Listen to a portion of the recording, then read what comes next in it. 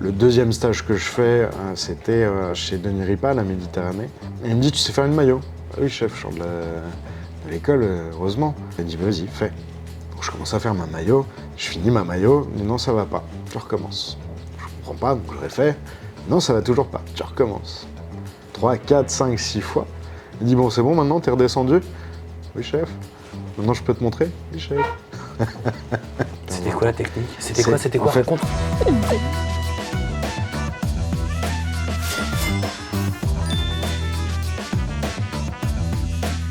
Salut, c'est Toto, bienvenue dans Les Chefs se mettent à table, l'émission où les grandes toques de la gastronomie française nous ouvrent leur cœur et leur cuisine.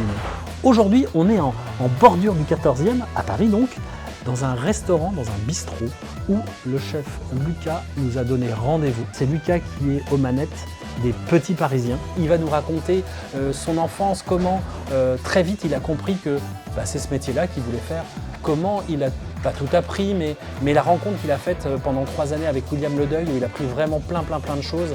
Et vous allez voir que ce parcours fait que maintenant, dans l'assiette, on découvre quelque chose de vraiment incroyable. Voilà, donc préparez-vous, installez-vous, et vous allez vivre une émission génialissime avec Lucas. Donc on y va, c'est parti, allez hop! Lucas, mille merci de nous recevoir ici, chez toi.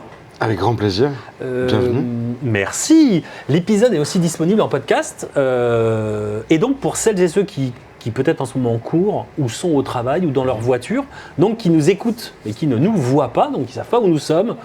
Peut-être que moi, ils ont reconnu un peu ma belle voix, ma douce voix. Bref, est-ce que tu peux peut-être commencer par te présenter? Bien sûr. Donc je m'appelle Lucas Felzin, je suis le chef des Petits Parisiens, qui est situé dans le 14e arrondissement, avenue Jean Moulin, au numéro 49. Eh ben voilà, belle introduction. Mille merci. Eh bien, on démarre tout de suite, on saute dans le grand bain, c'est parti.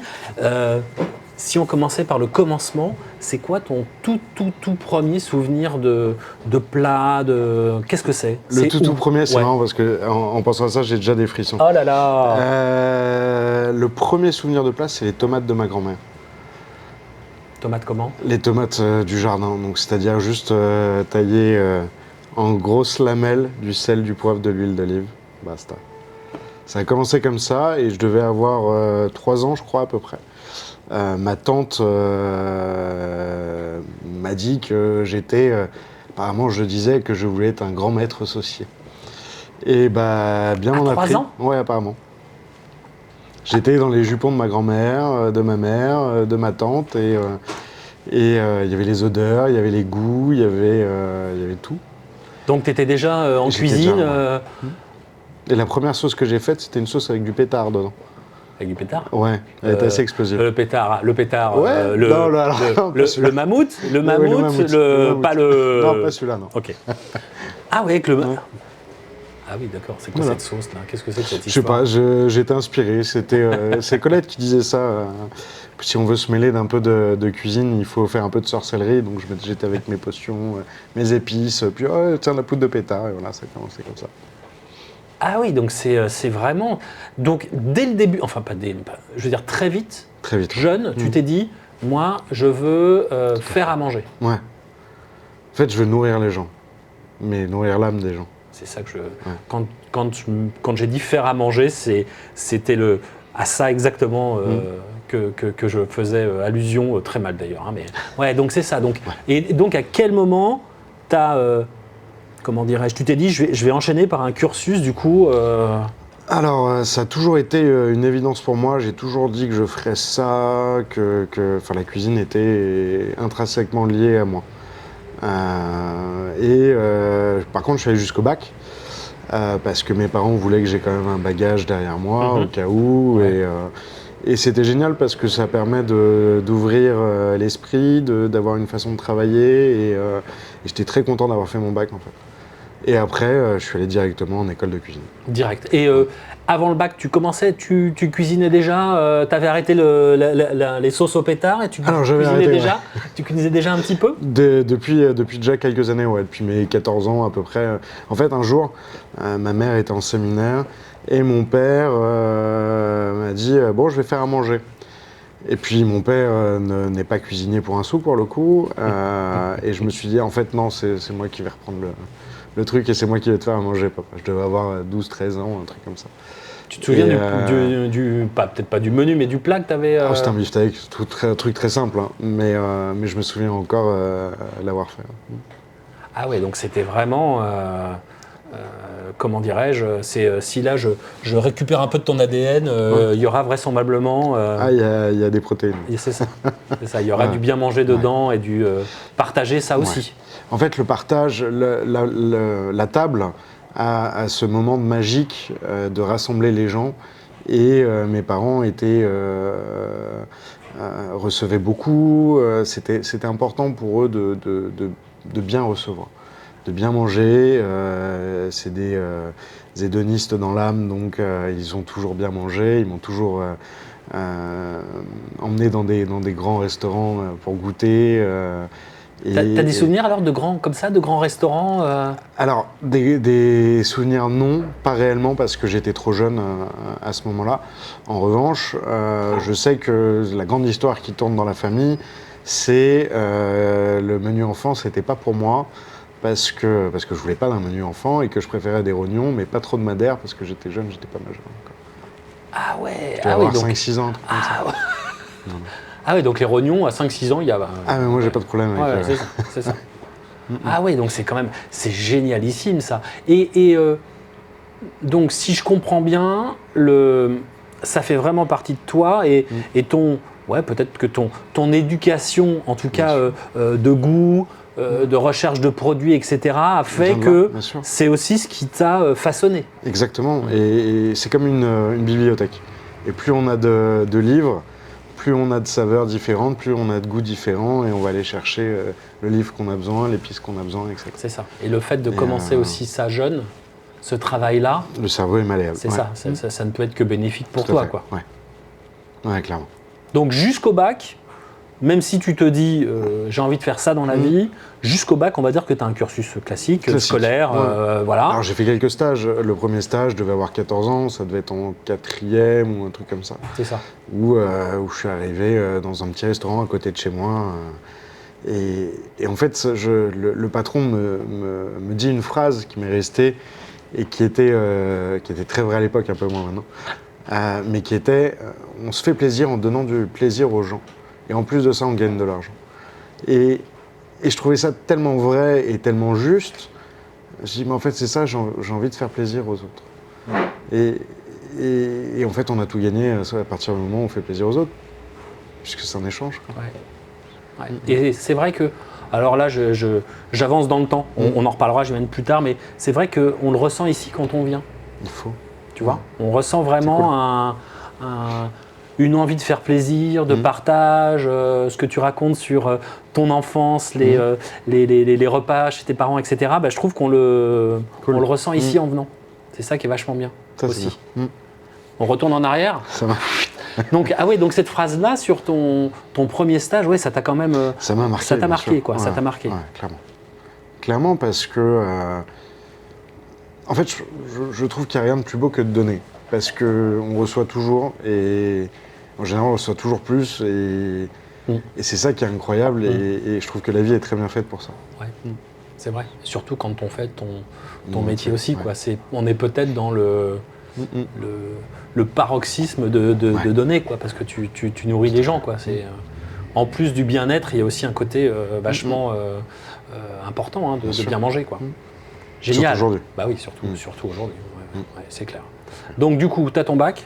J'ai mon bac, et là, puis t'es content. J'arrive à Ferrandi, et le chef me dit, mais si tu viens pas, enfin si on t'accepte pas cette année, tu fais quoi? Bah, je recommence.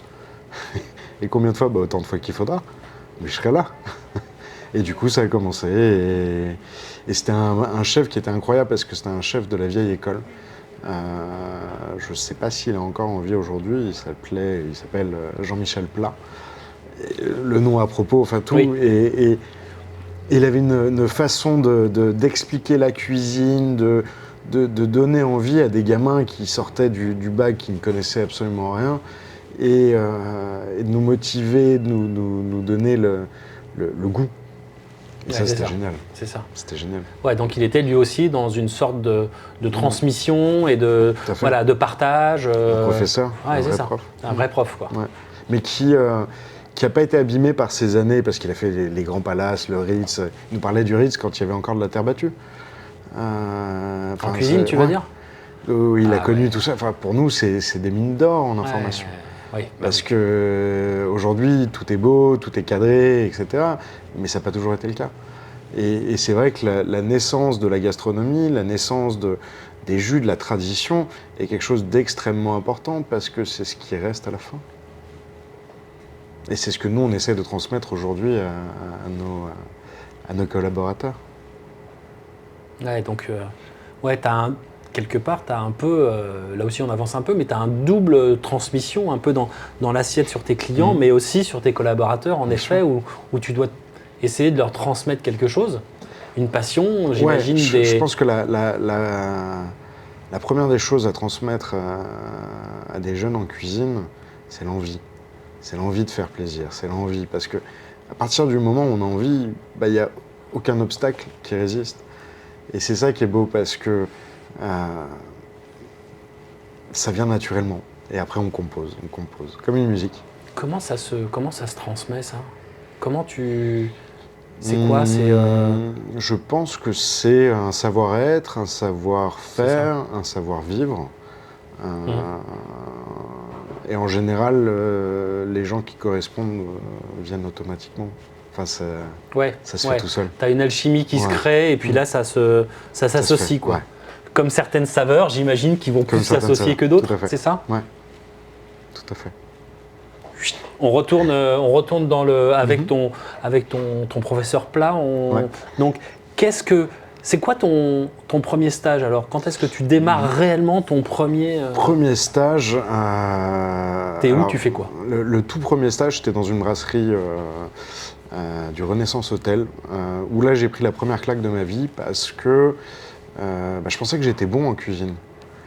Et en fait non, je ne savais rien, je ne connaissais rien et j'étais un peu trop prétentieux. Un peu trop, beaucoup trop. Donc je me suis pris 2-3 claques et ça m'a fait relativiser et je me suis dit non, ok, je suis pas là pour rien et je suis là pour apprendre, je suis là pour donner, ok. Et à partir de là, je me suis mis dans cette optique de travailler parce que il n'y a pas de miracle pour apprendre, il faut faire. Et il faut se nourrir, il faut enchaîner. C'est ça, il faut enchaîner, quoi. Et du coup, ça a été particulier parce que ça a été une remise en question de ma vie, de savoir si effectivement j'allais continuer ou pas la restauration. Mais en fait, il n'y a pas eu un seul doute.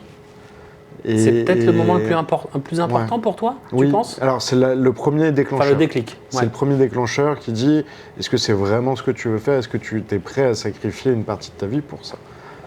Et en fait, ça s'est fait naturellement et au fur et à mesure que je comprenais les tenants, les aboutissants, ça a démarré, quoi. Qu'est-ce que c'est le gap? Tu vois la différence entre ce que tu pensais, le niveau que tu pensais avoir et la réalité, c'est sur quoi que ça s'est représenté? Comment tu pourrais Sur des trucs tout bêtes, sur de la logique, sur de l'organisation, des gestes, bien sûr. Donc c'est sur tout ça, tu t'es dit, En fait, non, je connais rien. Tu penses être un killer et en fait, t'es pas... je pensais pas être un killer non plus, mais je me disais, ça va, je connais un petit peu, quoi. Et ça a été la première vraie claque. Et je me souviendrai toujours, le deuxième stage que je fais, c'était chez Denis Ripa, la Méditerranée. Et il me dit, tu sais faire une mayo? Ah oui, chef, je sors de l'école, heureusement. Et il me dit, vas-y, fais. Donc je commence à faire ma mayo. Je finis ma mayo. Il me dit, non, ça va pas. Tu recommences. Je comprends pas, donc je refais. Non, ça va toujours pas. Tu recommences. 3, 4, 5, 6 fois. Il dit, bon, c'est bon, maintenant, t'es redescendu? Oui, chef. Maintenant, je peux te montrer? Oui, chef. Et en fait, c'est tout bête, mais c'est une façon de faire, c'est un geste, c'est une technicité. Et aujourd'hui, je leur montre exactement la technique que j'ai appris il y a 15 ans. C'était quoi la technique? C'était quoi? En fait, c'est juste d'y aller tout doucement, toujours dans le même sens. Et nous, on a l'habitude d'aller fort et de battre comme un barbare, et en fait, non. L'homogénéisation, elle se fait toute seule parce que c'est une émulsion à froid. Donc, tu es en train de dire là que pour la mayo, Ouais. Il n'y a pas besoin d'être comme ça pendant 20 minutes avec le non. truc sous le bras comme un...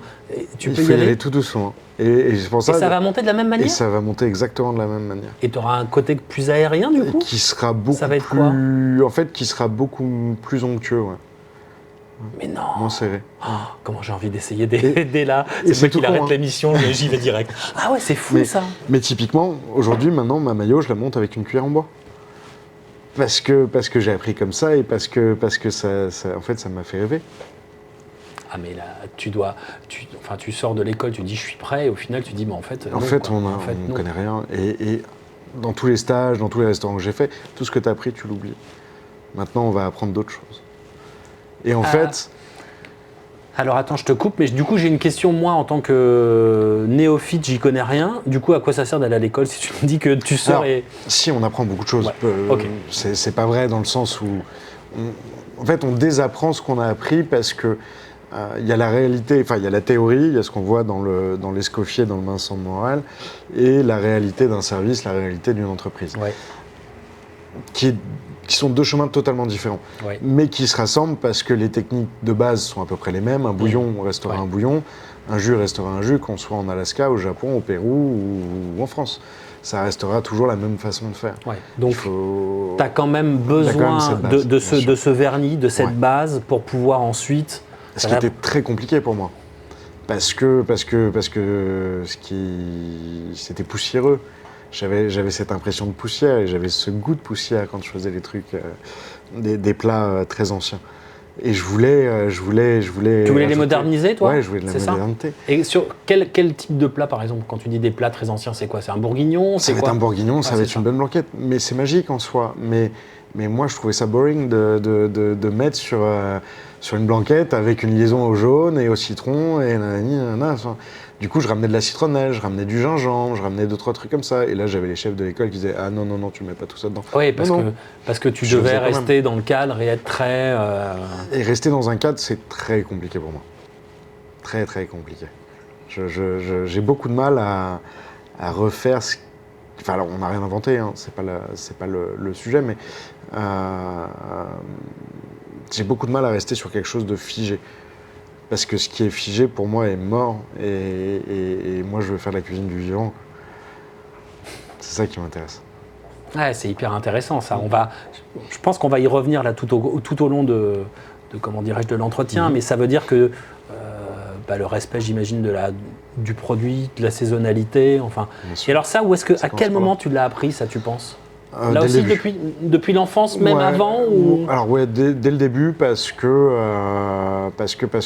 en fait, on mangeait ce qu'il y avait au marché, pas ce qu'il y avait dans les rayons de surgelés. J'ai eu la chance d'avoir toujours des beaux produits, toujours des belles choses. Donc c'est ce qui venait du marché, ou alors c'était ce qui venait du jardin. Ouais. Et ça n'a pas de prix parce que ce rapport à la terre, ça nous rappelle qu'on n'est pas grand-chose et qu'en fait on vient de là et que ce qui pousse, c'est un cycle et C'est ça. Et on vit grâce à ça. Donc toi, le produit, la saisonnalité, c'est juste une évidence, parce que Ouais. tu as été élevé Ouais. là-dedans, quoi. Oui. T'es un peu Ouais. comme Obélix, t'es tombé dedans quand t'étais petit, Un peu, donc... ouais. Un peu trop des fois. Oh, ça va. Ouais, ça va. Ah ouais, donc c'est vraiment... Et ça, t'as eu... tu l'as retrouvé, alors j'imagine pas forcément dans toutes les maisons que t'as fait au moment de ton Quasiment. stage. Ah ouais, Quasiment. t'as eu cette Ouais, chance-là. Quasiment. Ouais, donc ça aussi Sauf pour dans toi... des très très grosses structures, où je parlais d'hôtels tout à l'heure, où c'est plus compliqué parce que dans les hôtels, ils veulent des fraises au mois de décembre, ou voilà. Oui, oui. Mais en soi, toutes les maisons en fait, que j'ai faites au fur et à mesure ont été des maisons de chefs ou des maisons avec une identité qui était très forte, très prononcée. Et en fait, ils ont déteint sur moi parce que je me suis nourri d'eux. Tu le savais, toi, au moment de postuler pour un stage ou pour un truc, Non. que ces maisons étaient comme ça, ou c'est vraiment Pas par forcément. hasard? C'est par... je fonctionne beaucoup au feeling. Énormément au feeling et au type de cuisine, au ressenti. Et au final, et puis les choses se font naturellement. Donc je me pose pas la question en fait. C'est ça. Toi, tu pars du principe que si ça doit se faire, ça doit se faire, et que si ça se fait pas, c'est que c'était C'est que pas ça le devait pas moment, se faire. Ouais. c'était pas la personne, c'était pas le truc, et C'était peut-être pas l'endroit. et tu c'était peut-être passes pas le et tu moment. passes à autre chose. Et je passe à autre chose. En même temps, c'est plutôt pas. Ouais, Ça t'évite de te faire des nœuds au cerveau exactement. pendant X temps. Je tu m'en vois. suis trop fait pendant certaines périodes de ma vie pour pouvoir continuer encore à le faire. Ouais, c'est ça. Ok. Donc alors, pendant ton cursus, est-ce que tu m'as dit que tu avais fait des bistrots, des restaurants aussi? Alors, j'ai fait peut-être 2 bistrots, je crois.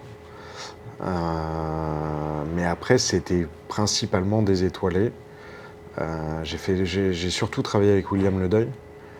Des Ferrandi? Juste après. Juste après. Le jour où j'ai commencé, c'est le jour où on a eu nos notes du mémoire. Et je suis sorti major de promo.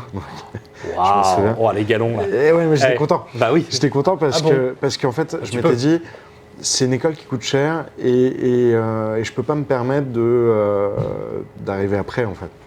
Parce que je suis pas là j'étais pas là pour faire semblant, j'étais là pour apprendre, puis j'avais envie d'ouvrir mon resto dans les années qui venaient. Donc, le but de Ferrandi à l'époque, c'était de former des restaurateurs pour qu'ils puissent ouvrir leur restaurant. Donc tu avais déjà cette volonté-là. J'ai toujours eu cette Ouais. volonté-là. Ça veut dire que tu avais déjà en tête le type de cuisine que tu voudrais proposer ou pas Pratiquement, encore? ouais. Ah ouais, carrément. Ouais.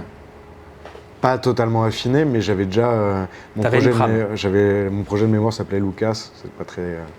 C'est pas très fun, mais bon, c'était le nom qui m'était venu, bref. Et le logo, c'était plein d'épices. C'était de la citronnelle, du gingembre, du curcuma, de la badiane, etc. Des agrumes, beaucoup d'agrumes. C'était mon logo. Et j'étais déjà dans cette veine d'aller chercher des produits que les gens ne mangeaient pas. C'est marrant parce que là, les termes que tu emploies, enfin les épices, etc., les agrumes, ça me fait penser tout de suite à William, en effet. Et ça s'est confirmé avec l'arrivée chez William. Parce que quand tu as imaginé ça, tu connaissais pas encore. Non, je ne connaissais pas encore. C'est marrant que tu as été quelque part. C'est Mais rigolo ça. Comme quoi, il n'y a pas de hasard. Ouais. Et le 1er décembre 2008, j'ai commencé chez lui et je me souviendrai toujours de cette première journée. Mais lui, il le savait juste non. avant de te. Non, Non, plus. Il non, savait pas que ça pourrait matcher comme ça. Non, en fait, ça s'est passé parce qu'il était venu faire une démo à Ferrandi. Et un jour, mon chef de Ferrandi, monsieur Robert, me dit « Tiens, j'ai quelqu'un au téléphone pour toi. » Ok. Je réponds, c'était le chef Ledeuil, qui me dit « Écoute, apparemment, tu as bien aimé la démo. Moi, je cherche un extra. Est-ce que tu veux venir faire 2-3 extras ?» Bah oui, avec grand plaisir. Donc j'étais comme un fou, quoi. Tu m'étonnes. J'étais comme un fou et j'étais dans mon élément. Et je suis arrivé chez William et je me souviens encore de l'odeur de la cuisine. Et cette odeur d'agrumes, de bouillon, ça transpirait du restaurant. Et je me suis dit, mais en fait, c'est là que je veux travailler. Et ça s'est fait naturellement dans la foulée. Et je suis resté 2 ans et demi, 3 ans et demi, pas mal de temps. Qu'est-ce que tu retiens de ces 3 années-là avec William? Il m'a permis de développer ma sensibilité. Et pour ça, c'est une chance et il a toujours été très bon pour trouver les bonnes personnes au bon endroit au bon moment. Et je trouve après la première semaine chez lui, il me dit « J'aime bien ta sensibilité, on va travailler dessus. Toi qui débutes, moi, ça doit être génialissime, quoi. C'était incroyable. C'était Noël. C'était Noël d'ailleurs. Oui, c'est ça, factuellement, c'était Noël. Factuellement, c'était. Et en fait, c'était incroyable parce qu'on faisait du 100 sans Vancouver en étoilé. Mais en fait, ça déroulait tout seul. C'était impressionnant de fluidité, de sincérité. Pour moi, William a toujours été quelqu'un de très humain et qui s'est toujours attablé à faire attention à son staff. Et c'est quelque chose qui m'a vraiment marqué. Ah, oui, ça a l'air d'être de ce que tu... Oui, c'est ça, ouais. c'est ça. Et après, il m'a appris les saveurs, quoi. Et j'ai eu le deuxième déclic quand j'ai vu le nom de son premier livre, qui était Les couleurs du goût. Et en fait, je me suis dit, tout est dit. Et le côté, enfin, voilà, quand on associe des couleurs, quand on associe des vibrations, bah, ça marche toujours. C'est comme la musique, c'est comme... Ouais, c'est ça. C'est-à-dire que c'est presque un tableau, quoi. Ce que ouais. tu imagines, ce que tu... Tout à fait. Et ça, c'est... donc, 3 années... 3 années, où tu as appris aussi c'est vrai que William aussi, en termes de bouillon aussi, il y a du bouillon. C'est incroyable. Donc, j'imagine l'école aussi de la patience sur les bouillons. Laisser du temps au temps, plus que l'école de la patience, parce que ça nous permet de faire plein d'autres choses en même temps. Un bouillon, ça n'a pas besoin de nous. Une fois que c'est parti, il faut le laisser vivre, en fait. Il faut le laisser cuire, il faut le laisser reposer, il faut le laisser maturer un peu. Ah ouais, jusque-là. Ouais, bien sûr. Donc tu as 3 phases. Tu as 3 phases dans un bouillon. Ouais. Dans tout est une question de 3 phases. On commence au début, on monte, et puis après on finit. Et la finition, là, c'est aussi important que les 2 premières phases? Bien sûr. C'est l'âge de la maturité. Ah oui, mais alors du coup, quand tu es un peu foufou, tu sors de l'école et que tu vas dans tous les sens et qu'on te dit non, ici, en fait, ton bouillon, là, il va passer 4 heures ou 5 heures là. Bah justement, et après, il va se... Justement, comme ça me permet de faire d'autres choses en même temps, de réfléchir à d'autres choses. Enfin, peu importe, en fait. Tout est en processus, donc il faut juste bien l'imbriquer. Ouais, c'est ça. Mais c'est un peu à, je vais pas dire à contrario du monde, du monde d'aujourd'hui. Là, je vois les voitures qui passent, etc. Là, t'es un peu, c'est un type de chose à l'opposé. Mais comme je me souviendrai toujours d'avoir goûté le bouillon de volaille d'Éric Briffard, qui était de l'or. C'était de l'or, mais parce qu'il le faisait cuire 72 heures. C'était de l'or, je me souviens encore du goût, j'ai encore le goût en mémoire. Parce que c'était c'était magique, quoi. Ouais, c'est un bouillon où tu arrives à... Moi, c'est ce qui m'émeut toujours autant. Et d'ailleurs, on en avait parlé quand on est venu ici, c'est à la fois la finesse et la puissance, quoi. Oui. T'as une double... C'est marrant, parce que tu pourrais te dire si c'est puissant, ça va pas être fin. Ou si c'est fin, ça va être un peu... ok, tu vas pas avoir de goût. Et là, c'est la double chose, je trouve ça vraiment admirable. C'est la fameuse phrase « sans maîtrise, la puissance n'est rien ». On va parler de pneumatique. Voilà. On peut, hein. Oh merde, ça dérape. Ah bah non. Ah bah non, ça dérape pas justement. Génial, ouais, mais t'as raison, raison. Ah ouais. Et c'était où là que t'avais goûté ce bouillon là? À Ferrandi, Ouais. pendant les démos. On avait la chance d'avoir des démonstrations de chefs. C'est incroyable parce que pour des gamins qui débutent, qui voient les livres, qui voient la télé et de voir ces chefs en vrai, c'est quelque chose qui est extraordinaire parce qu'on a des étoiles dans les yeux toutes les 10 minutes. Quoi. Ouais, bien sûr. Et ça n'a pas de prix. Quoi. La démonstration n'a pas de prix. La transmission, quoi, encore une fois. Ouais, c'est ça. C'est ça. Et puis quand tu as la chance d'avoir les plus grands qui transmettent, quand tu es étudiant, tu dois prendre une vraie claque. Tu vois, c'est ça. Si tu compares au sport, c'est comme si tu étais dans un centre de formation, puis d'un coup, il y a Zidane qui vient, qui vous dit salut les gars, je vais vous montrer 2 ou 3 trucs. Et il fait 2-3 passes et ça suffit. Quoi. Et ça bouleverse vraiment une carrière. Tu me donnes vraiment envie de faire une émission, ma 34e aparté, mais tu me donnes vraiment envie de faire une émission sur le cursus scolaire et sur les écoles, justement. Et je pense que c'est super important. Ouais. Et, j'ai hyper envie. En fait, sans ces bases-là, et un de mes chefs me disait ça, il me dit, pour l'instant, tu te mets des œillères, tu oublies tes épices, tu oublies tout ce qui te fait rêver, et tu fais ce que je te dis. Je dis, mais chef, je peux pas. J'y arrive pas, en fait. Foncièrement, au fond de moi, j'y arrive pas. Mais il avait raison. Il avait raison. Oui, bien sûr. Et la fougue de la jeunesse, de tout ce qu'on veut, en fait, c'est important parce que c'est le feu, c'est ce qui démarre, mais sans ces bases-là, on n'est rien. Ouais. Sans la tradition, on n'est rien. Oui, bien sûr, bien sûr. Après, on peut la faire évoluer, la faire différente, etc. Mais si tu n'as pas effectivement la base, si de on toute n'a pas façon, la base, c'est cuit. Tu ne pourras pas rajouter ce que tu veux derrière si déjà tu ne maîtrises pas la trame initiale. Quoi. Ouais. Et alors du coup, comment qu'est-ce que tu fais après William? Je pars à l'arpège pendant un an. Ah oui, alors... qui a été où j'ai appris à parler aux légumes. Déjà, tu parlais un peu aux légumes avec William. Ouais, mais pas comme ça. Ouais. Pas aussi proche. Pas aussi proche, voilà. Il y a quelque chose de foncièrement incroyable quand Passard travaille un légume. C'est qu'il le regarde sous toutes les coutures. On a vraiment l'impression qu'il lui parle. Et il y a une osmose, il y a quelque chose qui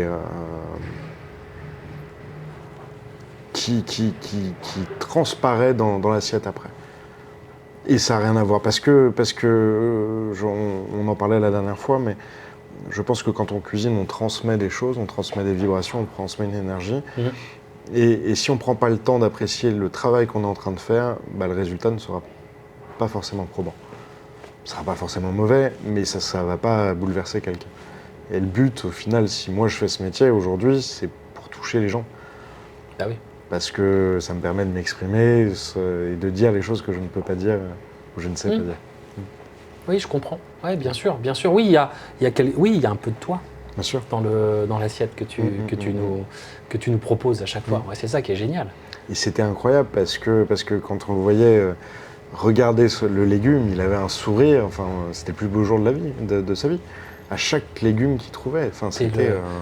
Qui est-ce qui nous a dit ça? Qui c'est qui nous a dit ça? Passerini, je crois qu'il avait dit ça quand il était chez Passard, où il dit, il a regardé, je ne sais plus quel légume, et il a fait « Ah, qu'il est beau !» Il a regardé ça. Donc, quand il commence, lui, ça passe déjà par le côté visuel. Il regarde le produit avant de se dire « Qu'est-ce que je vais en faire ?» Et en fait, ça lui vient naturellement. Et ça, c'est incroyable. C'est-à-dire que rien n'était figé, et c'est ça aussi qui aide à travailler sur les gammes de saveurs, de couleurs, etc. C'est qu'on avait le droit à un panier et on en faisait ce qu'on voulait. Si ça lui plaisait, ça partait. Si ça lui plaisait pas, ça partait pas. Mais au final, on avait une liberté qui était incroyable. Ça veut dire que le même produit, le lundi ou le jeudi, tu n'auras pas le même plat, quoi. Exactement. Parce qu'il n'y a pas la même inspiration, parce qu'il est un peu aussi différent ce jour-là. Exactement. C'est toute la complexité de sa cuisine.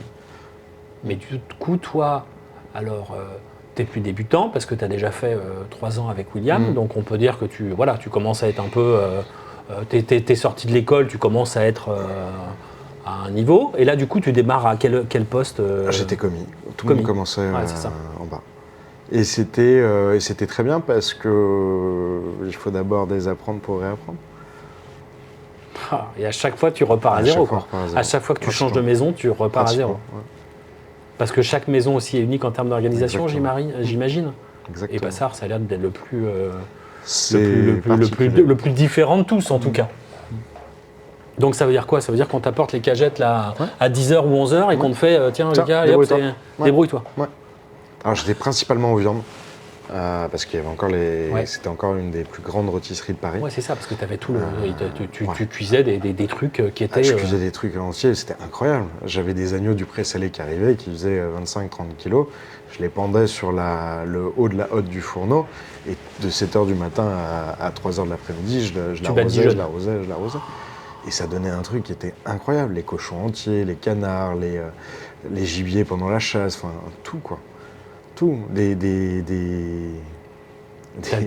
rognons entiers en croûte de sel, enfin, les pigeons, T'as dû t'éclater. Je me suis éclaté. Ouais. T'as dû t'éclater. Les volailles du Paty. Ah oui. En 3 ou 4 cuissons différentes. Et on faisait ce qu'on voulait. Si un jour on avait envie de le faire en sel, on le faisait au sel. Si le lendemain on avait envie de le faire au foin, on le faisait au foin. Mais c'est une liberté, mais en même temps, ça doit être quand même une sacrée pression, non? Comment tu l'as vécu? Les deux? C'était dur. C'était dur? Ouais, c'était dur. Parce que t'as pas de trame sur la... Enfin, j'imagine que si quand même, mais t'as pas un menu sur lequel tu peux te reposer, etc. Il y avait quelques bases qui étaient présentes, et les ravioles, par exemple. Ok, oui. Les ravioles ne bougent pas, mais chaque raviole était différente à chaque fois. C'est ça. Le couscous végétarien était toujours le même, mais avec les légumes différents, avec des maturités différentes, etc. Il y avait des bases qui étaient toujours présentes. Le miel des ruches de Passard était incroyable. Incroyable. C'était magique. Ouais, c'est sûr que là, en termes de produits, sur la partie végétale, même le reste forcément, mais je veux dire la partie végétale, je dis ça parce que... Poissons qu'on recevait, les turbos, c'était gros comme ça. Je me souviendrai toujours de Bastien qui prend le turbo et qui commence à le marquer sur la grillade. Il était tellement gros qu'il a dû s'y reprendre à 4 fois pour faire une seule face. C'était génial. On a vu des produits, les langoustes, les chapons de Méditerranée qui étaient gros comme ça. Des trucs de fou. Des trucs de zinzin, quoi. En fait, c'est le gros avantage des grandes maisons. c'est qu'ils ont accès à des produits. T'as pas de limite. T'as pas de limite sur le produit. limite. T'as pas de limite. Et ça, pour des gamins, ça fait rêver, quoi. Ça fait rêver. Ouais, c'est-à-dire que toi, tous les jours, c'était Noël. Comme Ouais. tu disais tout à l'heure, t'avais des produits qui étaient exceptionnels. Au bout d'un moment, on avait les yeux qui avaient du mal à s'ouvrir, mais parce que pour le coup, on enchaînait quelques heures. Ouais. Mais en même temps, enfin, c'était le jeu, quoi. C'est que si on veut apprendre, encore une fois, il faut y être. Il faut être présent, il faut cuisiner, il faut tester, il faut se tromper. Il faut faire des erreurs. Ça veut dire quoi quand tu dis il faut se tromper, il faut faire des erreurs? C'est-à-dire que ton plat n'est pas envoyé? Comment ça se passe concrètement? Parce que le plat peut ne pas être envoyé, Ouais. parce que on n'est pas prêt à l'heure, parce que il se passe X ou Y raison, parce que les légumes n'arrivent pas, parce que il y a plein de choses en fait. Notre métier, on sait à peu près le faire. À peu près normalement. Mais ce qu'on ne sait pas, c'est ce qui va se passer. Et La seule là-bas, chose- il y a plein de choses qui peuvent se passer. Là-bas, il y a plein de choses qui peuvent se C'est passer. ça? La seule chose qu'on pouvait gérer, c'était notre façon de réagir par rapport à ce qui se passait. C'est la seule chose qu'on pouvait anticiper. T'es quand même dans l'improvisation permanente, quoi. Et Enfin, non, en tout ouais. cas, t'as appris à t'adapter, Ouais. j'imagine. C'était très important. Très important. Ouais, ouais parce que c'est ce qui fait qu'aujourd'hui, on arrive à créer tous les jours et faire des choses différentes tous les jours. Parce qu'on se dit, ok, j'ai ça, qu'est-ce que je fais avec? J'ai une carte, je peux pas le mettre à la carte, bon, qu'est-ce que je fais? Ah oui. Et c'est super important. Pour faire tourner les stocks, parce que ce matin, par exemple, j'ai commandé des champignons, ils sont pas arrivés, j'ai fait autre chose. Et voilà. Et en fait, on joue là-dessus, tout le temps. Ouais. Tout le Ça, temps. c'est le, entre guillemets, pas le problème de travailler de la fraîcheur comme toi, mais oui, c'est aussi quelque part, c'est aussi une contrainte. Bien sûr. Parce que tu dois t'adapter à ton fournisseur Ouais. qui va pas pouvoir te livrer, C'est qui a ça. pas le truc, etc. Et Tout à fait. il faut que tu puisses t'adapter et proposer autre chose, quoi. Ouais, c'est ça. Mais ça, forcément, chez Passard, ça devait être tous les C'est en jours, direct, quoi, en fait. tout le temps. C'est ça. Tout le temps. Mais c'est super instructif. Ah bah oui, forcément. J'imagine qu'une année là-bas, ça compte double, quoi, au triple. Hein. Ouais. En termes d'expérience. En termes d'expérience, c'est incroyable. Ouais, c'est ça. Mm. Et alors après, qu'est-ce que tu te... Est-ce qu'à ce moment-là, donc après, les deux qui sont quand même William et Monsieur Passard, après tu te dis... Après, je me dis, je vais arrêter un peu avec les gastros. Et je me dis, je vais me retrouver dans un petit bistrot. Tu voulais essayer? Tu voulais je voir vais ce que ça essayer. donnait? Ouais. Et puis je me suis ennuyé très rapidement. Pourquoi? Parce que La trop routine? petit. Ouais, parce que trop petit, c'était toujours la même chose et Ouais. ça m'a pas plu en fait. Ouais, tu t'es dit. Ça m'a pas plu. Pourtant, le chef avec qui je travaillais était assez intéressant. C'était un japonais qui m'a fait voir en fait, qui m'a donné d'autres techniques, qui m'a un peu plus poussé sur le Japon justement à ce moment-là. Ah, du coup, ça a dû t'intéresser Ouais, quand même pour le ça coup. m'a intéressé, mais au bout d'un moment, c'était toujours les mêmes choses, donc ça m'a. Ah oui, toi, t'avais besoin de... J'avais besoin d'être invectivé parce que l'impression que sinon, t'étais un buvard à l'époque et on te nourrissait, tu prenais quoi. Et je prenais à chaque fois. Ouais. Et là, pour le coup, au bout d'un moment. Donc après, j'ai décidé de partir chez Pic, Ok. où j'ai pas fait très longtemps malheureusement, ce qui est mon plus grand regret. Parce que cette chef est incroyable. J'ai adoré le peu d'interactions que j'ai eu avec elle et Ouais, j'ai du mal à trouver plus fort qu'elle en fait. Et t'aurais voulu que ça puisse durer et que tu puisses, Je puisse là aussi, le m'épanouir buvard avec. apprendre aux côtés d'elle. En fait, ce que je cherchais à cette époque-là, c'était de pouvoir m'épanouir avec quelqu'un en qui je pouvais toujours créer, toujours refaire des choses et créer pour. Ce que j'ai fait pour William au final, parce que je faisais beaucoup de condiments, parce que ça me permettait de créer tout le temps. Ouais. Et ce que j'aime, normal, c'est créer, quoi. Ouais. Bah oui. Donc c'était important pour moi. Et du coup, malheureusement, c'est pas très bien fini. Et je suis parti chez les frères Mavromatis. Ok. Totalement différent. Ah oui. Parce que, encore une fois, c'était. Ça, c'est vers Saint-Honoré, hein, c'est ça? Alors non, il y a une dernière boutique qui vient d'ouvrir à Ok, Saint-Honoré. ok. À la base, eux, ils sont plutôt dans le 5e, Ok. vers. Comment ça s'appelle vers la rue Mouffetard. Ok. Il y avait le resto qui voulait. Andreas voulait aller chercher une étoile. Ouais. Et un de mes anciens chefs m'avait dit viens avec moi, j'ai besoin de monde, tu vas m'aider à faire grandir la maison et tu vas t'occuper un peu du restaurant et le faire passer en gastro. Alors, j'avais fait que du gastro, dans les stages j'avais fait le doyen, enfin bon j'ai fait quelques... Ah et puis j'ai oublié le Shangri-La aussi, j'ai fait le Shangri-La aussi pendant un an, qui a été aussi une expérience très intéressante à l'abeille. Donc dans un hôtel-restaurant. Dans un hôtel-restaurant. C'était la première fois que tu étais dans un hôtel. C'est quoi la aussi, différence alors entre un restaurant et un hôtel-restaurant quand tu es en cuisine? Ce qui m'a le plus effrayé, c'était la perte qu'il y avait dedans. Parce qu'il y a beaucoup de choses qui partaient à la poubelle pour rien.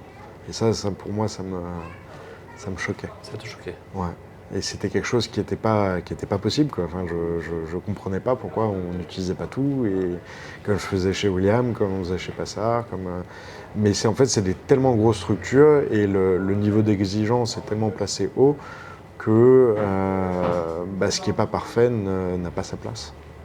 Et du coup, ça m'a vite énervé et au bout d'un an, je suis parti. Ouais, ça correspondait pas à tes valeurs, quoi. Non, c'était pas moi. Et ce qui était très bien.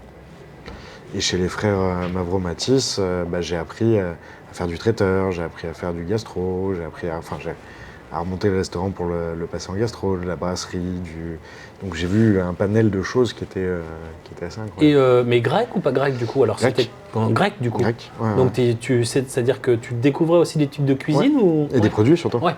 Ah bah oui. Des produits. Oui. Des Et produits, alors, t'as adoré les produits grecs? Alors il y a des trucs que je suis un gros fanatique. Ouais. Il y en a d'autres où voilà. Exemple. Allez, gros fanatique, ce serait quoi? Gros fanatique, ça va être la mastia, qui est un alcool qui est une résine en fait de caoutchouc, de sapin, comme ça, qui a un goût très, très résineux. Et je me souviendrai toujours, j'ai fait un foie gras avec ça et j'ai trouvé ça incroyable, quoi. C'est de là ton œuf maillot? C'est un peu ça? C'est un peu ça, c'est un peu la base. On va dire que c'est un peu la base. Ouais. On va dire que c'est un peu la base. 675e aparté, il y a un œuf maillot ici qui est redoutable. Il faut le goûter impérativement si vous venez là. Ah, il n'a pas gagné. Ouais, mais ça on s'en fout parce que en termes de goût, en termes de surprise, etc.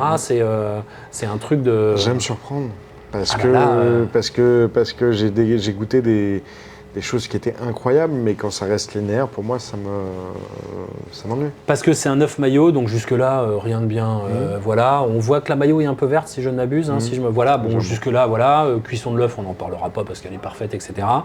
Vous mangez l'œuf et c'est effectivement un œuf maillot, sauf qu'à la toute fin, qu'est-ce qui se passe à la toute fin une fois qu'on a fini l'œuf maillot? Alors il y a deux choses. Il y a du kazou dedans. Kazou qui est le mou du saké, qui va venir apporter une longueur qui est assez incroyable et venir tapisser le palais.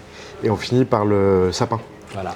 Qui est par les pickles de sapin où j'ai embauché mes enfants de 3 ans et 7 ans pour aller chercher les petits bourgeons avec moi au printemps.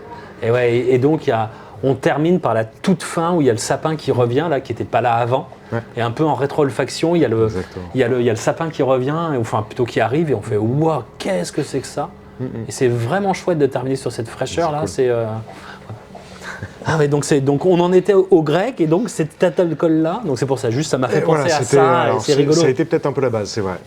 Mais enfin voilà, la poutargue, le vrai tarama, le halloumi, la mitia, enfin je pourrais citer des produits bien sûr. Non plus finir. Le seul truc où j'ai plus de mal, c'est le colocasse, qui est un genre de taro entre artichaut et taro. Je suis pas. T'es pas fan? Non, pas fan. Ouais. Mais enfin voilà, c'est vraiment pour dire. Et alors, combien de temps tu restes dans cette aventure-là? Je suis resté 1 an et demi avec eux, et ça m'a permis surtout de monter mon premier resto. Ok. J'avais 27 ans à l'époque. Donc j'ai ouvert Ouma le 10 octobre 2014. Ouais. Là, tu savais ce que tu voulais faire? Là, je savais ce que je voulais faire. On était parti sur... Alors encore une fois, dans l'idée de faire quelque chose de différent. Ouais. Parce que j'avais pas envie de faire ce qui avait été fait. Et en 2014, personne ne parlait de ceviche, de tiradito, de cuisine. Puis sortant de chez William, j'avais envie de faire un peu une cuisine qui détonnait et de suivre un peu le chemin de mon papa spirituel. Donc je voulais amener une nouvelle cuisine. Et j'ai découvert la cuisine Nikkei, qui a été une révélation, parce que ça me permet de mélanger l'épure japonais, les saveurs japonaises, avec les couleurs de l'Amérique latine. Et là, je me retrouvais dans mon mélange de tradition française, de netteté, d'épure, de précision du goût japonais, et de cette dimension de couleur, encore une fois, de l'Amérique latine. Comment tu t'associes les trois dans un plat? En fait, c'est par plusieurs techniques, par plusieurs... on revient à ce que je disais tout à l'heure, c'est qu'un bouillon, qu'on le fasse au Japon ou qu'on le fasse en France, la base est toujours la même. Ouais. Donc, si on rajoute des aromates, le gyoza, ce qui a été pour moi le vrai trait d'union, parce que ça me permettait de mélanger la technique japonaise, donc de cuisson, grillé et vapeur en même temps, avec une farce qui était de base française, et retravailler avec les piments et les herbes du Pérou. D'accord, donc ce serait, si je schématise ce que tu viens de me dire, ce serait un gyoza avec du cochon, du riz de veau, ce que tu veux à l'intérieur, et avec des petites, par exemple, mais je veux dire avec des petites épices comme ça. Exactement, en fait ça a donné le plat phare, le plat signature qui a fait ma renommée, qui était donc le gyoza de canard laqué, avec une vierge japonaise et un bouillon aux herbes péruviennes. Et ça a été super pour moi, parce que j'ai été numéro 1 de Paris sur les gyoza, enfin sur les ravioles. J'ai dépassé Passard, j'ai dépassé le Deuil, j'étais content, j'étais heureux. Ah ouais, ça a été ma plus grande fierté. Tu m'étonnes. Et c'était cool, parce que c'était vraiment la traduction de cette envie d'umami, d'où le restaurant qui s'appelait Uma, donc la 5e saveur, mais auquel on rajoutait la 6e et la 7e saveur, qui était le gras, avec le gras du bouillon, et le piment, avec les bases de piment qu'on utilisait pour les assaisonnements. Tu cherchais dans tous tes plats cette balance-là, justement? Toujours. Toujours. Et aujourd'hui encore, bien sûr. C'est ça. Bien sûr. Donc pour toi, c'est important que toutes ces saveurs-là soient présentes dans un plat, dans une bouchée. Alors, pour qu'il y ait cette... C'est pas toutes ces saveurs, c'est une saveur. Oui, t'as raison. Parce que c'est l'umami. Ouais. Et le but, il est là. L'umami, c'est quoi? C'est cette idée de toujours vouloir en reprendre. Et de se dire, ah, mais c'est génial, j'ai envie de regoûter. Et en fait, il y a plein de produits qui sont umami de base, que ce soit le parmesan, que ce soit la tomate confite, la carotte, l'oignon, enfin... l'anchois, c'est sucré, c'est salé, c'est amer et c'est acide. C'est ça l'umami, c'est ce mélange de ces 4 saveurs-là. Elles doivent être toutes au même niveau? Pas forcément. Ça dépend quelle est l'intention qu'on va mettre dans le plat et comment on veut le pousser ou pas. Parce qu'il faut penser à la dégustation. Et qu'en début de repas, on a besoin d'ouvrir un peu plus les papilles qu'en fin, où elles commencent à être saturées. Donc en fin, on va aller un peu plus sur l'acidité. Comme ça, on va réouvrir un peu les papilles jusqu'au bout. Et au début, on va commencer doucement sur quelque chose d'un peu enveloppant, un peu pepsant, avec un petit piment qui va venir un peu ouvrir. Et doucement, on va monter sur la mer. Et après la mer, on va redescendre sur le sucre et l'acide. Donc ça veut dire que quand tu imagines un repas, un menu, tu tiens compte effectivement du plat précédent et tu vas anticiper le plat suivant. Bien sûr. Bien sûr. Toujours un cycle. Et ça a été cool. Ça m'a permis d'ouvrir un autre restaurant qui s'appelle Sanzaru en Belgique, qui marche très bien, qui était sur cette même thématique du Nikkei.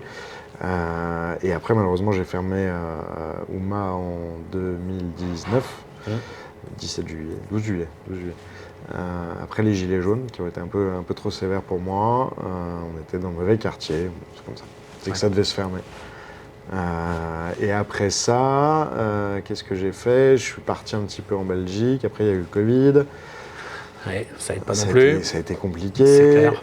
Et après, j'ai intégré le Fitz Group, où j'ai rencontré donc Guillaume Bénard en 2020, où il avait l'intention d'ouvrir plein de restaurants. Et moi, j'avais envie de faire des identités différentes, donc c'était super intéressant. Oui. Puis je devenais chef exé de plusieurs structures, donc c'était génial. Enfin, au niveau ressources humaines, c'était incroyable. incroyable. Et du coup, donc on a rebougé un peu les lignes du Fitzgerald pour monter un peu plus sur de la bistronomie. On a fait une cave à manger avec Abstinence et on a refait un Mickey avec Vesper. Et entre-temps, on avait fait une dark kitchen parce que c'était le moment du Covid. Donc on faisait un peu de world food, enfin on s'amusait en fait. Et je crois que la ligne directrice de tout ce que j'ai fait, c'était de prendre du plaisir et de m'amuser. Parce que ma maman, quand j'étais petit, m'a dit « Trouve un métier que tu aimes et tu n'auras plus jamais à travailler. » Merci Confucius, et à partir de là, bah voilà, c'était ancré en moi. Ah oui, génial, génial. Et alors là, tu es resté pendant combien de temps? J'y suis resté presque 3 ans, 2 ans et demi, un truc comme ça. Et après, j'ai voulu réouvrir un petit restaurant à côté de chez moi, mais ça l'a pas fait. Ok. Donc c'est que c'était pas le moment. C'est ça. Et ça m'a permis de rencontrer Arnaud. Ok. Et j'ai commencé déjà sur les Petits Princes, donc qui était à Suresnes. Et malheureusement, on n'a pas réussi à le remonter suffisamment, donc je suis arrivé ici. Et ici, tu es ici depuis combien de temps alors? Je suis ici depuis 6 mois à peu près. Ok, ok. Donc Ça, fin c'est- milieu On va dire 25 en- quoi. Ouais, en juillet. À la louche quoi. Ouais. Génial. Et alors comment t'imagines ici alors qu'est-ce que tu voulais faire? Comment avec Arnaud vous avez travaillé alors? Alors comment on a travaillé, c'est une grande question. J'ai la chance, avec Arnaud, de pouvoir faire ce que je veux. Ah oui. Ouais. Ce qui est assez incroyable. Alors il délimite le bac à sable, Oui, oui. bien Il évidemment. délimite. Mais il me fait confiance. J'ai un peu d'expérience et j'ai un peu de vécu derrière moi, mais c'est un gage de qualité, c'est un gage de reconnaissance. Et c'est vrai que je ne pouvais pas mieux tomber en fait. Ouais, parce que vous avez les mêmes, On a les mêmes la même valeurs, sensibilité, on a les mêmes sensibilités, valeurs. Il a un parcours qui est totalement différent puisqu'il vient plutôt du côté F&B, mais en soi, il a compris qui j'étais, comment je fonctionnais, et ça n'a pas de prix. Ça n'a pas de prix. Ouais. Pour Donc le vous tirez mutuellement et Ouais. il te permet, En fait, on a une très belle complémentarité. Et ça, c'est super intéressant pour moi parce que ça me permet aussi de me concentrer sur la cuisine et de ne pas avoir d'autre chose à penser Ouais, que la cuisine. c'est ça. Tu peux enlever de ta tête ce qui peut Ce qui m'a peut-être pollué polluer. quand j'étais moi-même C'est ça, patron. c'est ça. Et te concentrer perds sur, du temps. sur ton plaisir et ce que tu as envie de faire. Exactement. D'ailleurs, en parlant de bac à sable et le fait que tu avais un beau bac à sable, on n'en a pas parlé, mais moi, encore. ça fait, je ne sais pas depuis combien de temps là, mais j'ai une odeur de truffe là, depuis tout à l'heure qui on vous repeint le tableau, on est en janvier. Oui, on est en janvier. On est en c'est ça, janvier. on est en janvier. On est là, voilà. Pleine maturité de la truffe. On est là en plein dans la période là. Et là, celle-ci là qui me parfume elle est depuis juste tout à incroyable. l'heure, elle Ouais. est complètement folle. Hein. Donc ça te permet aussi d'avoir Des produits des qui choses sont exceptionnelles. exceptionnelles, ouais. Et en fait, c'est le jeu ici. Alors aujourd'hui, c'est un bistrot de bon goût. Et Un l'idée- bistrot de bon goût. Ouais. Ah, c'est joli ça. C'est mignon, Ah oui. mais c'était l'ancienne histoire. Et Ok. maintenant, peu à peu, on est en train de travailler sur la bistronomie en elle-même, parce Oui. que à la base, quand la bistronomie est née, c'était de pouvoir démocratiser le gastro à des tarifs qui soient acceptables. Et je pense que ça a été un peu oublié dans les méandres de la télé, de tout ce qui s'est passé, de tous les restaurants qui ont ouvert, en se disant on fait du bistrot à pas cher, etc. Et l'idée, c'est de vraiment amener nos connaissances, de savoir ce que je sais faire, de comment je le fais, de mes influences, qu'elles soient du Japon, du Pérou, de France, d'Allemagne, peu Ouais. importe en fait, Ouais. d'Égypte ou Du monde entier. du quoi. monde entier, Ouais. et de me dire comment je peux créer des plats qui soient à mon identité, qui soient à mon image, tout en restant dans un cadre acceptable pour le client, Bien sûr. compréhensible, puisqu'il ne faut pas partir trop loin non plus, Ouais. et avec des beaux produits. Et alors, quand on a des beaux produits, on a déjà 95% du chemin qui est fait, quoi. Il n'y a plus grand-chose entre guillemets à faire. Bah là, en tout cas, dis donc Là, que ta truffe là, comment elle parfume, c'est un truc de zinzin. Waouh, quelle odeur! Ah, elle est magique, ouais. Donc là, ça veut dire que Pleine typiquement, ici, on est à pleine maturité de la truffe, donc tu vas Utiliser comme la ça truffe. utiliser la truffe et proposer Pendant des deux mois. menus Ouais, truffes. exactement. Ouais, donc tu peux, en fonction des périodes et des produits, te lâcher. C'est ça Exactement. qui est génialissime aussi. Ouais.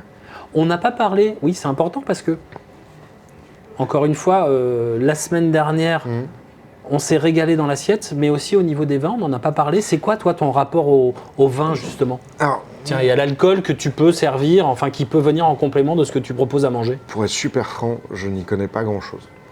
Et j'ai la chance d'avoir, enfin, on a la chance du coup, parce qu'Arnaud et moi, d'avoir Loïc Mougène qui est avec nous en salle, qui est impressionnant de savoir et de connaissances sur le vin nature. Ouais. Enfin, pour moi, c'est un bonheur d'avoir quelqu'un qui est un réel ambassadeur de ma cuisine, qui aime ma cuisine déjà, et puis qui sait l'accorder avec des vins et avec des alcools de folie, quoi. Ouais. Vous avez la même, j'ai l'impression comme ça, Ouais. vous avez la même vision et que vous êtes vachement complémentaires. Ouais, tous les trois, c'est assez impressionnant. Ouais. Et en tout cas, la manière dont il raconte ton assiette au moment de servir, tu sens qu'il y a une affinité qui est très clairement. proche avec toi. En fait, c'est le même métier, c'est pas les mêmes composants, mais c'est le même métier. Et je crois qu'on a cette culture du produit, on a cette envie de faire découvrir et d'emmener la dégustation sur d'autres notes qu'un simple, c'est con, mais un simple blanc de poulet, quoi. Ouais. On a envie de montrer déjà, ce qu'on sait faire, parce que c'est notre savoir-faire. Mais au-delà de ça, c'est quand ça match entre le vin, l'assiette, c'est génial. Enfin, il y a encore une autre dimension qui naît. Et on est toujours dans l'idée de faire découvrir quelque chose de différent. Ouais, c'est ça. Donc on vient ici avec des repères, mais on est quand même sur une cuisine qui te différente. Ouais, j'ai l'impression, enfin, moi j'ai eu la chance de venir ici encore une fois et tu découvres des choses en mangeant qui paraissent comme ça quand tu regardes, tu penses que tu maîtrises et tu nous emmènes, je trouve, c'est joli. Hein. Il y a toujours des petites touches qui vous ramènent chez moi, en fait, qui me ramènent sur mon terrain. C'est exactement ça. Et mon terrain de jeu, il n'a pas de limite parce que chaque odeur, chaque saveur est différente. Ouais. Chaque flaveur est différente. Ouais. Oui. Et c'est ça qui est intéressant. Un truc aussi, et ça tu l'as appris où aussi, c'est les textures. C'est bien, Alors, à chaque fois, c'est bien amené, je trouve. Je pense que les textures font partie intégrante de la dégustation et ça a été le premier thème que j'avais mis sur mon resto, sur Oma, qui était par rapport aux impressions et par rapport aux textures. Oui. Donc sur le croquant, craquant, croustillant, sur le cotonneux, émulsion, soyeux. Et en fait, quand on fait de la cuisine, quand je crée des plats, je pense toujours à mes 5 sens. Parce qu'on utilise les 5 sens tout le temps. On écoute comment le riz de veau va être en train de cuire, on le sent, forcément on le goûte, on le voit et on le touche. Donc c'est quelque chose de très instinctif, de très primitif. Et c'est ça qui est génial, c'est que l'idée c'est de rajouter ces 5 sens-là à chaque moment. Puisqu'on est fait de chair et de sang. Ouais, mais on le sent, hein, c'est marrant, hein, on le ressent vraiment. Et il faut. Parce qu'encore une fois, ça joue sur la dégustation, sur la longueur en bouche, sur les amers, et on joue encore sur l'umami, ça ramène souvent un peu de sucrosité, parce qu'un croquant, en fonction de ce que c'est, si c'est un fruit ou un légume, va soit ramener de l'amer, soit du sucré, toujours l'umami. Ouais, c'est intéressant à t'écouter, et encore une fois, je vous invite à venir découvrir, parce que le test, ça te remplace toutes les explications et vous comprendrez mieux le truc, quoi, le pourquoi du comment, pourquoi on arrive là, pourquoi tu proposes ça. C'est vachement bien, j'adore. Hein. C'est une cuisine du vivant, c'est une cuisine en fait, je me prends pas la tête à me dire je vais faire absolument cet accord-là ou pas. En fait, c'est l'accord qui vient de lui-même, qui va s'imposer de lui-même. Parce que j'ai envie de travailler tel ou tel type de produit, et quand je travaille avec mes équipes, quand je les invective à chercher des plats, c'est la même chose. C'est-à-dire que je leur dis, voilà, j'ai envie de travailler par exemple Saint-Jacques, cire, pollen. On va travailler sur ces 3 éléments-là. Mais comment est-ce qu'on va les faire ? Ben ça, c'est un jeu de texture, de saveur, de réflexion, et tout va se mettre en place assez facilement, assez automatiquement. La Saint-Jacques cire pollen, là, ce qui vient de vous, c'est un truc. Raconte-nous cette cuisson là de la Saint-Jacques. Écoutez ça, c'est redoutable. Ça, c'est un truc de dingue. Elle est juste passée un tout petit peu au Binchotan, donc qui est au charbon japonais. Donc on va avoir un goût fumé qui va être très léger, mais qui va être très subtil, juste pour la monter un peu en température. Et à la fin, on va venir la pocher dans une cire d'abeille qui va être à peu près à 90 degrés, qui va venir faire une légère coque au-dessus, qui va venir la protéger et va donner un côté très soyeux. C'est ça, c'est exactement ça. Et c'est marrant parce que c'est comme un velours. Ouais, c'est ça. Et c'est parce que, en pensant à ça, on pensait à du velours, à cette texture de velours, au toucher du velours. Ah, c'est comme ça que ça vous est... Venu, ouais. Parce que la cuisson aussi est remarquable, hein, c'est-à-dire que Elle est à peine poussée, en fait, elle cuit toute seule, on fait rien. Ouais, c'est ça. On fait rien, oui. Non, mais tu as déjà un produit qui, à la base, n'est pas... voilà, tu as déjà... D'un petit bateau qui s'appelle le Bel Espoir, de Camille, on a des produits qui touchent la terre, quoi, qui touchent la mer. C'est ça.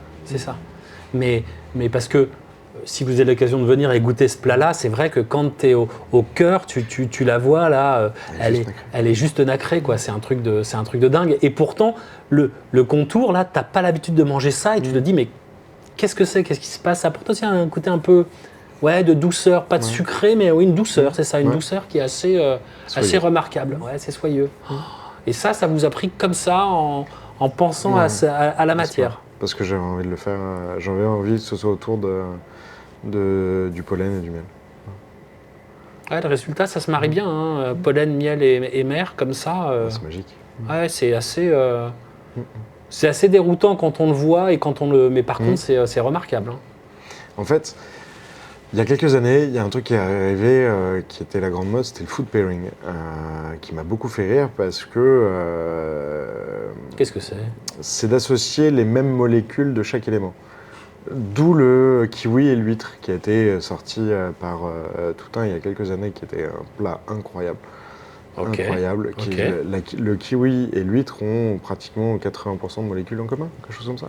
60%, je ne sais plus. Ouais, donc là, du coup, c'est plus de la, c'est de la chimie. C'est de la chimie. Mais c'est ni plus ni moins que la connaissance des produits, des saveurs, et ça en fait partie. Ouais. Et l'abeille, pour moi, c'est la base d'un peu 90% de tout. Sans abeille, on n'a pas grand-chose. Et ça se marie très facilement avec beaucoup de choses. Ouais, mais c'est quand même... c'est comme tout, tu me diras, c'est ça la différence entre moi qui tente de lire une recette que quelqu'un qui l'invente et qui, voilà, elle est là la diff. Mais il faut avoir aussi l'idée et te dire, tiens, ça va se... Il faut avoir la bibliothèque. Ouais, c'est ça. À partir du moment où tu as toutes les saveurs, on va faire juste un truc tout bête, hein, mais on va parler de citron. Oui. Là, en parlant de citron, automatiquement, on a le bout de la langue qui va commencer à saliver. Automatiquement.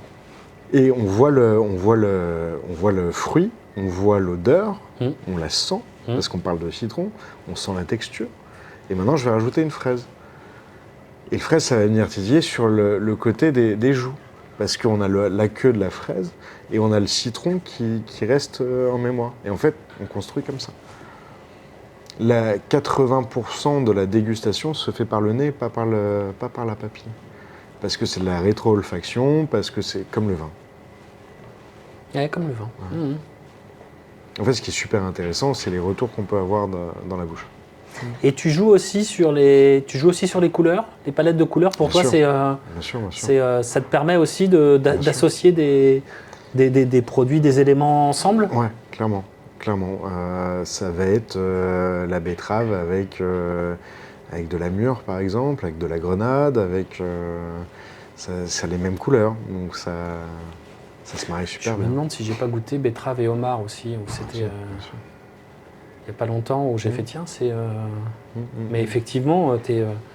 Facile. Ouais. Ah oui, donc tu joues tout ça, et bien sûr, avec la saison, c'est-à-dire que le produit que tu devrais avoir qui va te permettre d'imaginer ça. Après, ou pas. L'avantage qu'on a aussi aujourd'hui, et grâce à beaucoup de grands chefs, c'est qu'on peut s'amuser sur les fermentations, ça devient vraiment très à la mode, et ça nous permet de conserver des produits et de les utiliser à certaines saisons. C'est ça. c'est ça. Le sapin, j'en ai pas en janvier, malheureusement. Il est pas. Enfin, les bourgeons de sapin, en tout cas, Ouais. sont pas très bons. Ouais. Ils sont pas encore là. Donc, ça m'a permis de les conserver pendant 1 an, 2 ans et d'avoir un produit qui est incroyable. C'est ça. Ouais, Et ça, c'est super intéressant. Parce que du coup, ça rajoute encore une palette de couleurs, encore une autre gamme à notre composition. Et là aussi, donc, du coup, tu démarres ça ici. Ouais, Ouais. au fur et à mesure. Ouais, c'est ça, tout doucement. Tout Tu doucement. vas étape. Étape par étape, Ouais, donc là, tu es en train de. de monter en puissance. C'est ce que j'allais dire, tu es en train de monter en puissance, c'est-à-dire pour ceux qui sont déjà venus, ils peuvent revenir dans quelques semaines, dans mois, et ils verront une différence Bien sûr. et ça va c'est le but. monter. Et C'est le but aussi. Et c'est le but parce que encore une fois, il faut pouvoir se renouveler sans cesse et s'enrichir. Oui, bien sûr, bien sûr. Parce que c'est tout ce qui est intéressant dans la vie. Bah oui. Ah, mais c'était génial, captivant, magnifique. Alors attends, j'ai une petite question encore à te poser. Oui, alors, est-ce que je peux te la poser? J'ai un follower sur Insta qui m'a fait part d'une remarque et je me suis dit, est-ce que j'en parle de nouvelles techno, d'IA, tu vois et alors, je ne vais pas dire que c'est le dernier métier du monde, ton métier qui va utiliser l'IA, mais comment tu vois, toi, le rapport, ce qu'on disait, qu'on était, nous, une espèce de, comment dirais-je, un endroit là, un peu différent du tumulte de l'extérieur, etc., hors du temps et à la fois proche de la nature, de la saison, etc. Comment, toi, tu vois cette... Je trouve que c'est super intéressant parce que ça nous permet d'aller chercher des choses qu'on ne trouvait pas il y a encore quelques années. Typiquement, je vais donner un exemple, la charcuterie de poisson. La maturation sur du poisson, c'est très compliqué à faire et pour trouver des exemples de personnes qui le font, il y en a un qui le fait, c'est incroyable, mais en Australie. Donc je ne peux pas aller en Australie la semaine prochaine malheureusement. Ouais. Donc j'ai demandé à ChatGPT quelles sont les techniques pour réussir à faire la même chose. Et ça marche super bien. Alors, je dis pas que je le ferai et je le ferai à chaque fois, mais quand on a des interrogations, je trouve ça en complément assez incroyable. C'est ça. Donc, mais toi, ça te permet de pouvoir enrichir ta bibliothèque d'aller encore plus loin. Et d'aller encore plus loin. Ouais. Voilà, c'est ça. Mais c'est un... Oui, en fait, ça te fait gagner du temps que si tu avais pris Google et que tous les bouquins et toutes les vidéos YouTube, etc., ça te permet de gagner du temps. Donc, c'est hyper important, mais... Et le temps, je sais que c'est crucial en cuisine. C'est ça. Bien sûr. Mais donc c'est un super, pour toi, tu considères ça comme un super assistant? C'est un bon assistant, mais à prendre avec des pincettes et à vérifier, comme toujours. Non, mais bien sûr. Ni plus ni moins qu'un collaborateur. Parce que certains vont dire « Ah, j'ai fait ça dans un resto, on peut essayer de le faire, pourquoi pas, essayons. » Essayons, et à partir de là, on voit comment on travaille et on l'assaisonne à notre façon, ici. Oui, de toute façon, c'est... si j'ai tout compris, on va dire que c'est une base, et ensuite, toi, tu vas, comme une recette, comme un produit, tu vas ensuite y mettre ta touche, Bien sûr. tes 20 ans d'expérience pour en faire ta touche personnelle, quoi. Il faut, parce que si ça se démarque de notre identité, ça n'a pas d'intérêt. Et si ça ne nous correspond pas, c'est-à-dire qu'on ne l'a pas assimilé. Donc, on commence à comprendre quelque chose quand on est capable de l'expliquer aux autres. Oui, bien sûr. Et là, on a transformé le savoir en sagesse. Bien sûr. Oui, mais du coup, ça veut dire, donc c'est ça qui est hyper intéressant, je trouve, ici, c'est que on vient aussi ici pour quelque chose de, pas quelque chose de particulier, mais pour vivre une expérience qui est... qui te correspond, quoi. Voilà. On n'aura pas, ça c'est vrai que on a beau te parler de bistrot, bistronomie, etc. On aura ici une expérience qu'on trouvera nulle part ailleurs, quoi. Et c'est ce que je m'attelle à faire. Ouais, c'est ça. Parce que la base de la bistronomie est incroyable. Oui. Mais c'est un terrain de jeu que j'ai envie d'explorer, que j'ai envie de pousser et de voir jusqu'où on peut la pousser. Bah là, écoute, la frontière déjà entre bistronomie et gastronomie, on est vraiment, je trouve, dans les deux mondes là. Cool. Voilà. C'est ça que j'ai. C'est vraiment la bistronomie. Oui. Bah oui, bien sûr, pour le coup, c'est la bistronomie.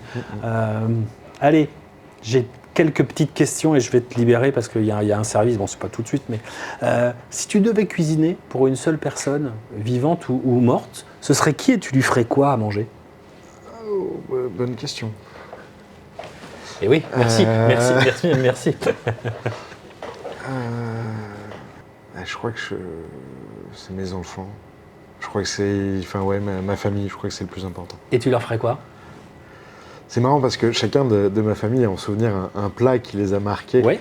Et par exemple, ma femme, ça va être la Saint-Jacques à l'absinthe. Mon fils, c'est tout bête, mais c'est un saumon au brocoli. Mon père, ça va être une bonite.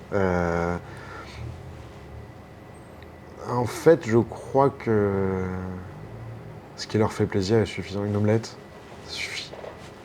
Une poule au pot, la poule au pot de ma... Une omelette avec une omelette un peu avec de... la truffe. Ouais. Ça, c'est Elle est un peu pimpée l'omelette. Ça, hein, ça, mais c'est la tradition du 25 au matin. C'est tous les ans une petite omelette, enfin une petite brouillade d'œufs à la truffe.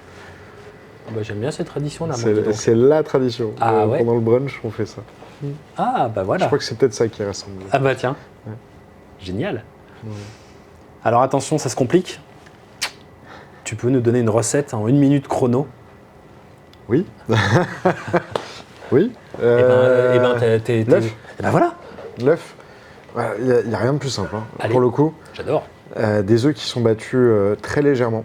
On va les chauffer tout doucement, en faisant un 8 dans l'assiette pour l'émulsionner, dans la casserole pour l'émulsionner. Ouais. Donc ça fait un peu le départ du sabayon. Et quand ça commence à prendre, on va venir le décuire avec un tout petit peu de crème fraîche, une pointe de beurre, un peu de ciboulette, sel, poivre et la truffe dessus. Basta. C'est tout. À feu, quelle température? Le feu. Le feu, allez, sur une blague qui va jusqu'à 9, on va le mettre à 3, 4. Ah oui, donc c'est vraiment pas vif. Il faut que ça Non, prenne c'est son lent. temps. Ouais. Et alors, tout le process, ça prend combien de temps? Tu penses c'est assez long à faire quand même? Il faut pas se Alors presser? ça dépend combien d'œufs, forcément. Oui. Mais ça prend entre 20 et 25 minutes. Ah oui, quand même. Donc c'est vraiment très très lent Ah oui, alors. c'est long. Parce que ça sera Ok. beaucoup plus émulsionné, parce que ce sera mousseux, parce que ce sera crémeux. Et c'est ça qui est bon, quoi. Il ne faut pas qu'on sente le grain, il faut que ce soit comme une mousse. Et la truffe dessus va ramener du croquant, du craquant, et le côté terreux qui est juste magique, quoi. Et la truffe dessus, tu la mets en lamelle ou En plutôt lamelle. à la... Non, en lamelle. Ouais, lamelle, en il lamelle. faut qu'il y ait un peu de mâche. Un peu de mâche. Ouais. Parce que c'est ce qui va venir amener toute l'amplitude du plat. Et on retrouve de l'acide, du sucré, du salé et de la...